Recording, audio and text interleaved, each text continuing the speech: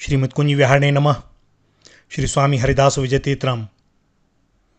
विक्रमी संवत की 16वीं सदी के पूर्व श्रीधाम वृंदावन की पवित्र भूमि मधुर भक्ति से पूर्ण अप्लावित थी और इसी समय ब्रज भाषा के महान कवि रसिक श्री भट्ट जी महाराज ने श्री राधा कृष्ण की उपासना से समाज को सरस और नवीन भक्ति चेतना से समलंकृत कर सगुण लीला का प्रचार किया। श्री भट्ट जी महाराज केशव काश्मीरी जी के अंतरंग शिष्य थे। युगल शतक के नाम से इन्होंने 100 पदों की रचना की। श्री भट्ट जी ब्रज और मथुरा की सीमा में ही रहने को परम सुख और आनंद का साधन मानते थे।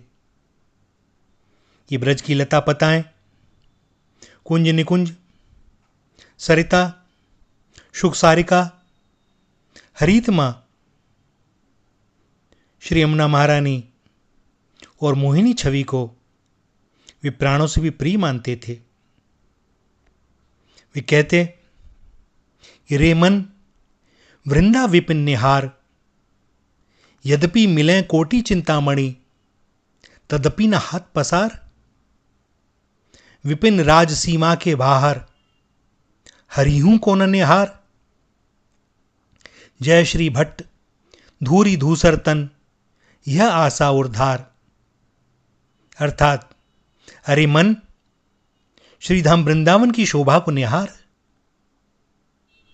यदि तुझे अनंत कोटि चिंतामणि भी मिले तो भी हाथ पसार कर श्रीधाम वृंदावन की सीमा के बाहर मत जाना। यदि स्वयं श्री कृष्ण भी वृंदावन की सीमा के बाहर मिलें तो उनको मत निहार और अपने मन में यही आशा रख कि यह तन भी श्री वृंदावनी रस से सदैव ओतप्रोत रहे। ये भगवान की रस रूप माधुरी की उपासना में रात दिन मगन रहते थे। इनकी भावना परम पवित्र और शुद्ध थी और इसी कारण इन्हें समय समय पर भगवान की नई नई लीलाओं के दर्शन होते रहते थे। जब ये तन्मय होकर पद गाने लगते तब उसी के ध्यानारूप भगवान की दिव्य झांकी का साक्षात्कार इन्हें हो जाता। एक बार ये भगवती कल नंदिनी के परम पवित्र तट पर विचरण कर रहे थे। इन्होंने नीरव और नितांत शांत निकुंजों की ओर दृष्टि डाली। भगवान की लीला माधुरी का रस इनके नैनों में उमड़ आया। आकाश में काली घटाएं छा गईं। यमुना की लहरों का यौवन चंचल हो उठा। वंशी वट पर नित्य ग्रास करने वाले राधा रमण की वंशी स्वर लहरी ने इनकी चित्तवृत्ति पर पूरा अधिकार कर लिया और ये नंदनंदन और श्री राधा रानी की रसमयी छवि पर सर्वस्व समर्पण करने के लिए विकल हो उठे। भगवती सरस्वती ने इनके कंठ देश में करवट ली। सर समीर की मंद मंद गति उनकी दिव्य संगीत सुधा से आलोडित हो उठी। रसिक श्री भट्ट के प्राण भगवान के दर्शन के लिए लालायित थे। उनके मुख से निकला, भीजत कब देखो इन नैना, श्यामाजू की सुरंग चूनरी, मोहन को उपरैना।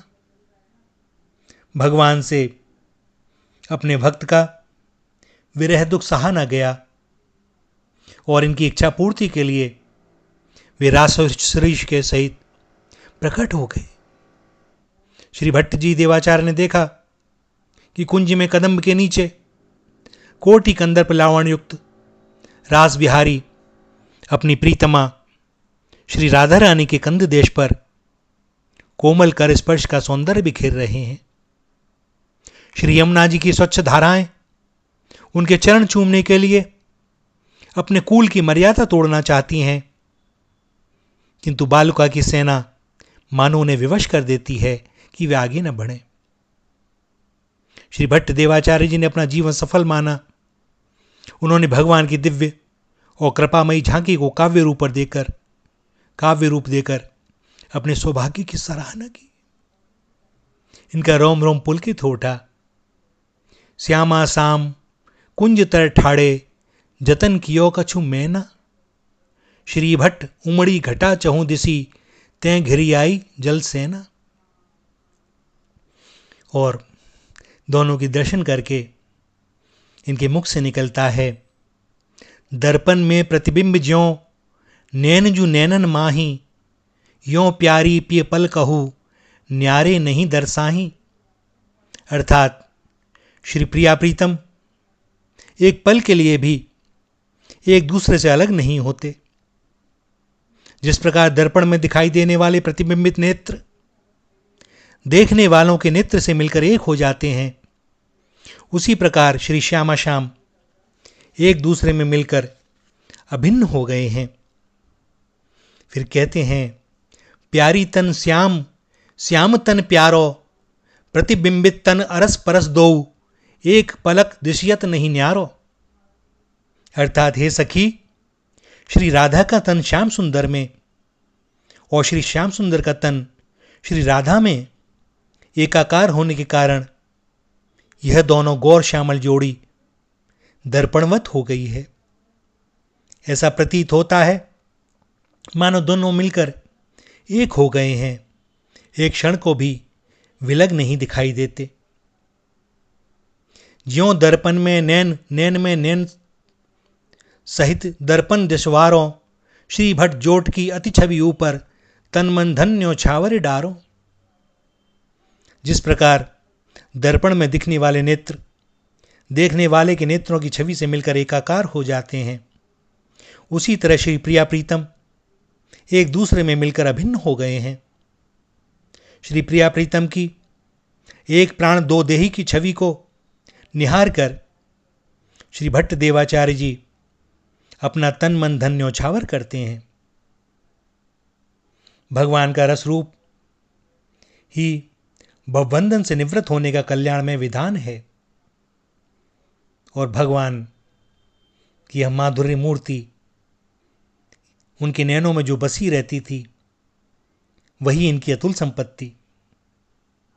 श्री भट्ट जी के पदों में भगवान के रसरूप का चिंतन बहुत अधिक हुआ है। इनकी रसोपासना और भक्ति पद्धति से प्रभावित होकर बहुत से अन्य रसोपासकों और कवियों ने भी श्री राधा कृष्ण की निकुंज लीला माधुरी के श्रवण और गान से श्री भक्ति साहित्य की श्री वृद्धि में जो योगदान दिया है वह सर्वथा स्तुत्य है। श्री भट्ट जी रस साहित्य के मर्मज्ञ और भक्त कवि थे, और कवि तो भैया हम कहते हैं। सत्य बात तो यह है कि भगवान जिसकी नेत्रों में समा जाते हैं, भगवान की रूप माधुरी में जो छके रहते हैं, वे कोई कविता नहीं करते। उनके तो हृदय से सोते ही वह प्रेम